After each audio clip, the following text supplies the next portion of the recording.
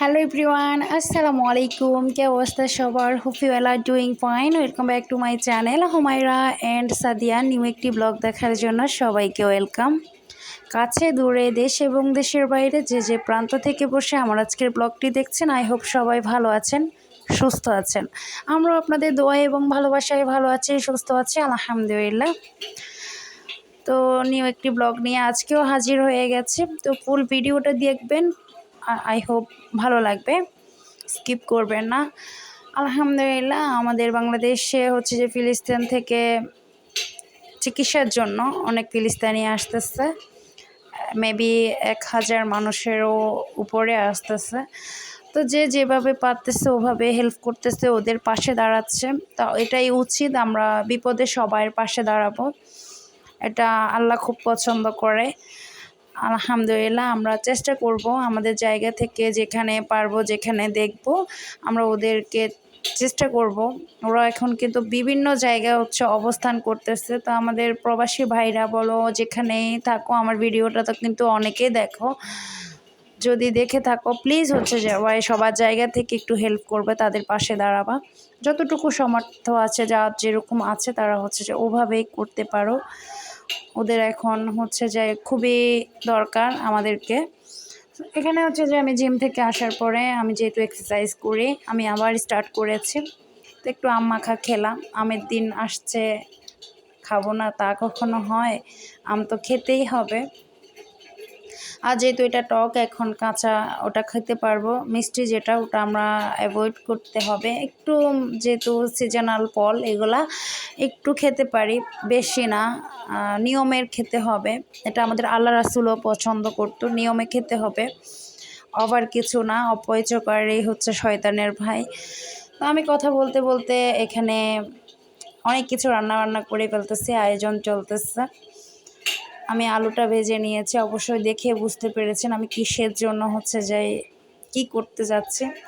So skip করবেন না, দেখতে দেখতে আমার ভিডিওটা ভালো লেগে যেতে পারে। আর যারা অবশ্যই পছন্দ করেন তাদেরকে অসংখ্য ধন্যবাদ, আমার ফুল ভিডিওটা দেখেন, তাদেরকে অসংখ্য অসংখ্য ধন্যবাদ আবারও বলছি। আর যারা এখনও দেখেন না বা একটু দেখি স্কিপ করে ফেলেছেন, তাদেরকে বলছি একটু মনোযোগ দিয়ে দেখবেন, একটু মন মানসিকতা ঠিক করে দেখবেন, তাহলে ভালো লেগে যেতে পারে। আর একটা ছোট্ট একটা লাইক ডান করতে আপনারা ভুলে যান, প্লিজ লাইকটা ডান করে দিবেন, সুন্দর একটা কমেন্ট করে যাবেন। আর যদি পারেন, সময় হয়, তাহলে আপনাদের ফ্যামিলিতে একটু ভিডিওটা শেয়ার করে দিবেন, আই হোপ ভালো লাগবে। আর যারা অলরেডি করে ফেলেছেন বা করবেন, তাদেরকে অসংখ্য ধন্যবাদ। তো এখানে আমি হচ্ছে যে কম মশলায় হচ্ছে একটু বিরিয়ানি রান্না করতেছি, ইচ্ছে করতেছে। আজকের ওয়েদার খুবই ভালো ছিল, দুপুর থেকে ঠান্ডা ঠান্ডা ওয়েদার, ঝিরিঝিরি বৃষ্টি। উফ, কি সুন্দর তাই না? বৈশাখ মাস চলে এসেছে, বৃষ্টি হবে না? কি বলেন? এটা নিয়ে অনেক চিন্তায় ছিলাম আমরা। তো আলহামদুলিল্লাহ, আল্লাহর রহমতের বৃষ্টি শুরু হয়ে গেছে অলরেডি। অনেক জায়গায় বৃষ্টি হয়েছে, বাট আমাদের ফেনীতে একবার হয়েছে, সেটা আমি ভিডিও করতে পারিনি, দুঃখজনক বিষয় ছিল।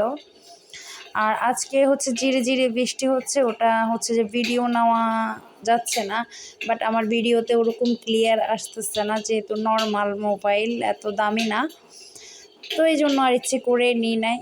তো ভাবলাম যে একটু বিরিয়ানি রান্না করি। আজকের বিরিয়ানিটা আমি খুবই কম মশলায় রান্না করতেছি, অবশ্যই দেখে বুঝতে পেরেছেন। আমি প্রথমত হচ্ছে পেঁয়াজ পেঁয়াজটা অনেকগুলো করে নিয়েছি, কারণ আমার কাছে খুবই ভালো লাগে এটার স্মেলটা, কারণ ওটা অনেক স্ট্রং, বিরিয়ানিতে দিলেও হচ্ছে যায় মানে খুবই ভালো একটা ফ্লেভার ছড়ায়, এই কারণে হচ্ছে যায় দেওয়া। আর আমার খুব পছন্দের একটা খাবার এটা, আমি চেষ্টা করি যে হেলদিভাবে রান্না করা। আমি আমার মতো করে করতেছি, অনেক আপুরা অনেক ভালোভাবে পারে, বাট আমি আমার মতো করে করি। আজ অনেক আপুরা আমার এখান থেকে কিছুটা শিখতেও পারবে, এই কারণে আমি প্রতিদিন হচ্ছে যে আমার লাইফস্টাইল শেয়ার করি, যেহেতু আমিও আপুদের থেকে অনেক কিছুই শিখি। তো আমি হচ্ছে যে এখানে ঠান্ডা পানিটাই দিয়েছি, গরম ফুটানো পানিটা আমি দিই নাই, কারণ হচ্ছে যে ওটা দিলে একটু পানি, চালটা হচ্ছে যে সিদ্ধ বেশি হয়ে যায়।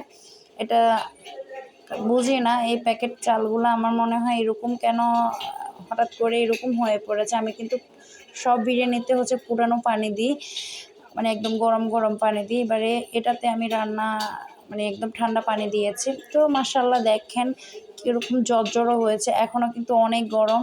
তো এটা ঠান্ডা হলে একদম জর্জরে হয়ে যাবে। তো আমার মতো করে চেষ্টা করবেন। দেখেন কালারটা কত ইয়ামি দেখতে, খেতে এটা সত্যি বলতেছে অনেক টেস্টি হয়েছে আলহামদুলিল্লাহ।